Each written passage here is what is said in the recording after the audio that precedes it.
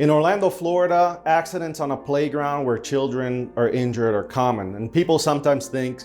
kids will be kids and it's nothing, but a lot of these injuries can be very serious. It's important to note that there's many rules and ordinances and regulations in Florida that require either in a playground setting as far as a school setting, for there to be a certain number of teachers per student so that the teachers can watch students' behavior and watch what they're doing to prevent injuries from taking place. In the event that it's a public playground, for example, at a public park, that would be a very fact-specific inquiry as to whether the equipment was properly maintained, whether the equipment was in good shape, whether the equipment was far enough away from other children so that kids won't run into other kids, whether there was sufficient padding on the floor or material on the floor to prevent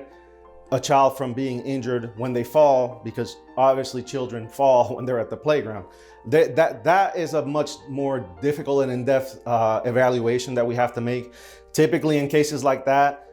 myself or one of the other attorneys will actually go to the scene to take pictures, to see the environment. We'll usually come with the client so they can explain to us where the fall occurred, how it occurred, and we can get a good idea as to who may be liable for those injuries. So either way, whether the child fell at a playground at a school during school hours, during school after hours, at a playground in a public park,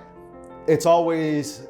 prudent to talk to an attorney, particularly if the injuries tend to be more severe, because we'll be able to really evaluate and make sure that the playground was safe for its intended purposes and that nobody was at fault for the injuries that your child sustained.